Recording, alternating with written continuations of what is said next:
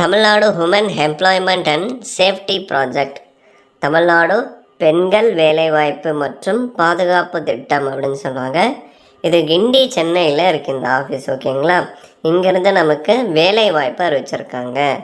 இதுக்கு யாரெல்லாம் எலிஜிபிள், எப்படி அப்ளை பண்ணணும், அப்ளிகேஷன் ஃபார்மை எப்படி ஃபில் பண்ணணும், என்னென்ன டாக்குமெண்ட்ஸை நீங்கள் சென்ட் பண்ணணும், என்ன ஏஜு, இது டெம்ப்ரரியா கான்ட்ராக்டா, ஸோ ஏ டு செட் எல்லா டீட்டெயில்ஸும் கிளியராக சொல்கிறேன்.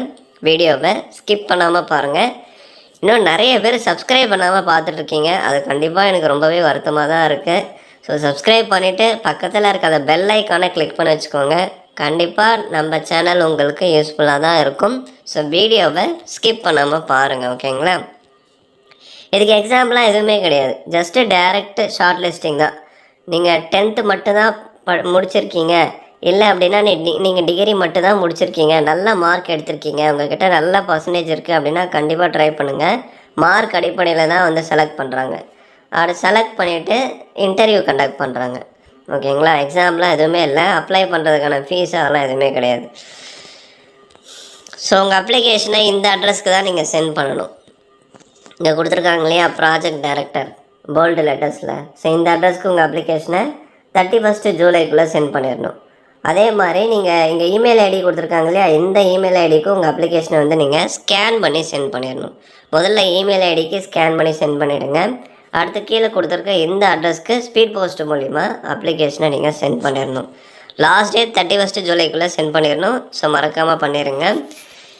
டைரக்ட் செலெக்ஷன் தான். உங்கள் 10th மார்க்கு இல்லை டிகிரி மார்க்கை பேஸ் பண்ணி டைரெக்டாக செலக்ட் பண்ணுறாங்க, ஷார்ட் லிஸ்ட்டு பண்ணுறாங்க.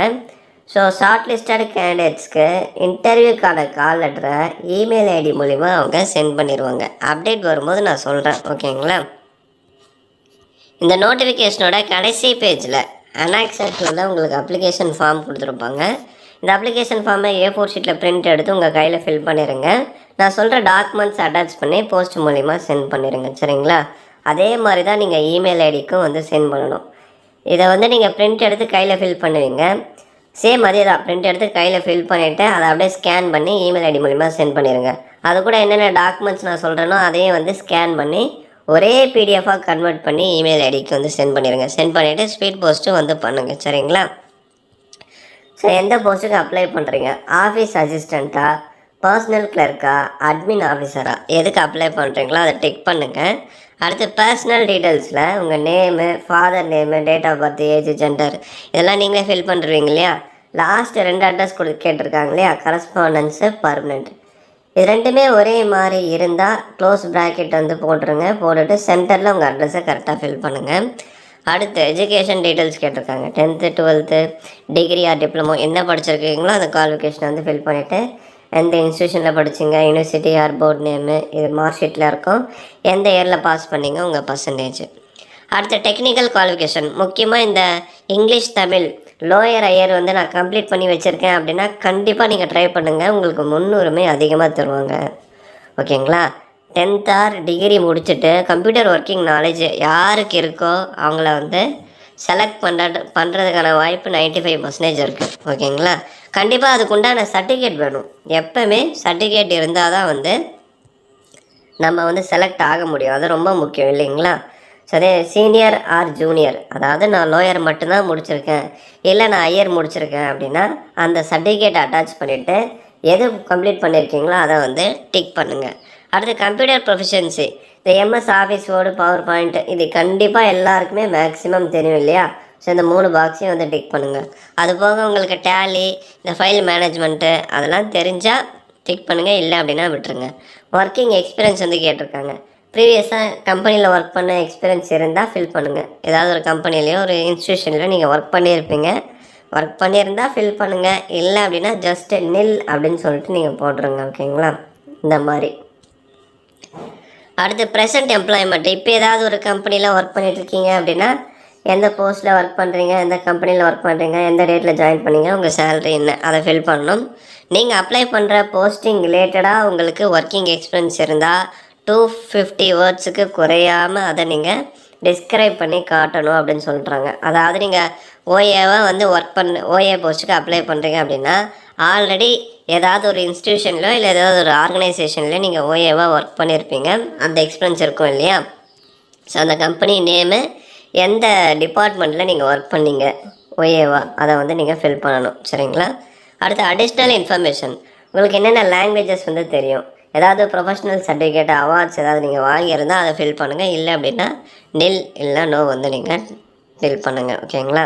அடுத்து என்னென்ன டாக்குமெண்ட்லாம் நீங்கள் அட்டாச் பண்ணோம் அப்படின்னா உங்கள் 10th மார்க் ஷீட்டு, டிகிரி, இது அடுத்தவங்க பிஜி சர்டிஃபிகேட்டு, எக்ஸ்பீரியன்ஸ் இருந்தால் எக்ஸ்பீரியன்ஸ் சர்டிஃபிகேட்டு, அடுத்து உங்கள் கம்ப்யூட்டர் கோர்ஸ் முடிச்சிருந்தால் அதுக்கான சர்டிஃபிகேட்டு, ஐடென்டிட்டி ப்ரூஃபுக்கு நீங்கள் ஆதார் கார்டு, பேன் கார்டு, இல்லை அப்படின்னா டிரைவிங் லைசன்ஸ் வந்து நீங்கள் காமிச்சிக்கலாம்.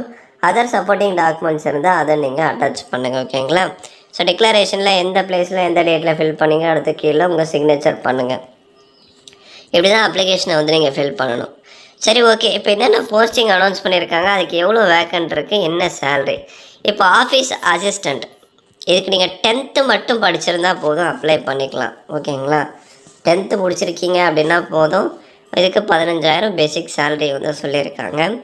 அடுத்து personal clerk to project director அப்படின்னு சொல்லுவாங்க. இதுக்கு எனி டிகிரி கம்ப்ளீட் பண்ணி அது ரிலேட்டடாக உங்களுக்கு 2 இயர் எக்ஸ்பீரியன்ஸ் இருக்குது அப்படின்னா நீங்கள் அப்ளை பண்ணிக்கலாம். இதுக்கு 20,000 ரூபாய் சேலரி. ஓகேங்களா. அடுத்து பாருங்கள் அட்மினிஸ்ட்ரேட்டிவ் ஆஃபீஸர், இதுவும் சேம் தான். பேச்சுலர்ஸ் இல்லை மாஸ்டர் டிகிரி கம்ப்ளீட் பண்ணி அது ரிலேட்டடாக உங்களுக்கு 3 இயர் எக்ஸ்பீரியன்ஸ் இருக்குது அப்படின்னா நீங்கள் கண்டிப்பாக ட்ரை பண்ணலாம். இதுக்கு 30,000 ரூபாய் சம்பளம். ஏன் அப்படின்னா அட்மினிஸ்ட்ரேட்டிவ் ஆஃபீஸர் அப்படின்னு சொல்லுவாங்க, நிர்வாக அலுவலர் அப்படின்னு சொல்லுவாங்க. இது வந்து ஒரு சூப்பரான ஜாப். ஓகேங்களா. இதில் உங்களுக்கு எக்ஸ்பீரியன்ஸ் இருக்குது அப்படின்னா நீங்கள் கண்டிப்பாக ட்ரை பண்ணுங்கள். 30,000 வந்து சம்பளம் சொல்லியிருக்காங்க. அப்புறம் எனக்கு எக்ஸ்பீரியன்ஸே வந்து சுத்தமாக இல்லை, நான் வந்து அப்ளை பண்ணலாமா அப்படின்னு கேட்டிங்கன்னா, நீங்கள் இன்டர்வியூ போகிறீங்க இல்லையா, அப்போ கண்டிப்பாக சர்டிஃபிகேட் கேட்பாங்க. ஸோ சர்டிஃபிகேட் இல்லாமல் நீங்கள் என்ன பண்ணுவீங்க, எப்போவுமே நம்ம ஒரு விஷயத்த சொல்கிறதுக்கும் அதை வந்து ப்ரூஃபாக சப்மிட் பண்ணுறதுக்கும் வித்தியாசம் இருக்குது இல்லையா. எனக்கு டைப்பிங் தெரியும் அப்படின்னு சொல்கிறதுக்கும் அந்த டைப்ரைட்டிங் சர்டிஃபிகேட்டை நான் முடித்து வச்சுருக்கேன் அதை வந்து நீங்கள் ப்ரொடியூஸ் பண்ணுறதுக்கும் வித்தியாசம் இருக்குது. ஸோ என்றைக்குமே நம்ம ஆதாரப்பூர்வமாக ஒரு விஷயத்த வந்து நம்ம பண்ணணும். ஸோ அந்த வகையில் சர்டிஃபிகேட் நீங்கள் டைரெக்டாக சப்மிட் பண்ணால் தான் அவங்க வந்து அதை நம்புவாங்க. ஓகேங்களா. உங்களுக்கு எக்ஸ்பீரியன்ஸ் இல்லாமல் ஒரு விஷயம் தெரிஞ்சிருந்தாலும் சர்டிஃபிகேட் தான் எப்போவுமே பேசும். ஏன்னா அதுக்கு சர்டிஃபிகேட் வெரிஃபிகேஷன் ஒன்று தனியாக வச்சு எதுக்கு கண்டக்ட் பண்ணுறாங்க. ஓகேங்களா. ஸோ பார்த்துக்கோங்க. ஆஃபீஸ் அசிஸ்டண்ட், இதுக்கு மட்டும் எக்ஸ்பீரியன்ஸ் தேவையில்லை, ஜஸ்ட்டு பேசிக்காக தெரிஞ்சிருந்தால் போதும். ஆஃபீஸ் சம்மந்தமாக 10th மட்டும் முடிச்சிருக்கீங்க அப்படின்னா கண்டிப்பாக ட்ரை பண்ணுங்கள். ஏன்னா 10th மார்க்கை வச்சு தான் இதுக்கு வந்து செலக்ட் பண்ணுறாங்க. 10th ஒரு 95க்கு மேலே எடுத்திருக்கீங்க, அதே மாதிரி டிகிரியில் ஒரு 85க்கு மேலே 90க்கு மேலே உங்களுக்கு பர்சன்டேஜ் இருக்குது அப்படின்னா நீங்கள் ட்ரை பண்ணுங்கள். வேறு யாரும் வந்து ட்ரை பண்ணாதீங்க. பர்சன்டேஜ் அடிப்படையில் தான் ஷார்ட் லிஸ்ட் பண்ணுறாங்க. அடுத்து இன்டர்வியூக்கான கால் லெட்டரை இமெயில் ஐடி மூலிமா உங்களுக்கு சென்ட் பண்ணுவாங்க. அதை எப்போ அந்த அப்டேட் கிடைச்சா நான் நம்ம சேனலில் கண்டிப்பாக இன்ஃபார்ம் பண்ணுறேன். இந்த பர்சனல் கிளர்க்கு இதுக்கு கண்டிப்பாக 2 வருஷம் எக்ஸ்பீரியன்ஸ் இருக்கணும். அதே மாதிரி இந்த அட்மின் ஆஃபீஸருக்கும் 2-3 வருஷம் எக்ஸ்பீரியன்ஸ் இருந்தால் தான் நீங்கள் அப்ளை பண்ண முடியும். இது டெம்பரரியாக கான்ட்ராக்டா அப்படின்னு கேட்டிங்கன்னா 1 இயருக்கு கான்ட்ராக்ட் பேசிஸில் கவர்மெண்ட் தரப்பில் இருந்து அனௌன்ஸ் பண்ணக்கூடிய நோட்டிஃபிகேஷன் தான் இது. ஓகேங்களா. கான்ட்ராக்டல் பேசிஸ் ஃபார் 1 இயர் அப்படின்னு சொல்லியிருக்காங்க. அடுத்து ஒர்க் நீடு, உங்கள் ஒர்க் பர்ஃபார்மன்ஸு அதெல்லாம் பேஸ் பண்ணி ப்ராஜெக்டை வந்து 1 இயராக வந்து எக்ஸ்டெண்ட் பண்ணிகிட்டே போகலாம். வாய்ப்புகள் அதிகம்தான். எப்போவுமே எடுத்த உடனே 5 வருஷம் 10 வருஷம் அப்படின்னு சொல்லிட்டு கான்ட்ராக்ட் போட மாட்டாங்க. ஒரு வருஷமாக தான் எக்ஸ்டெண்ட் பண்ணி அந்த ப்ராஜெக்டை வந்து கம்ப்ளீட் பண்ணுவாங்க.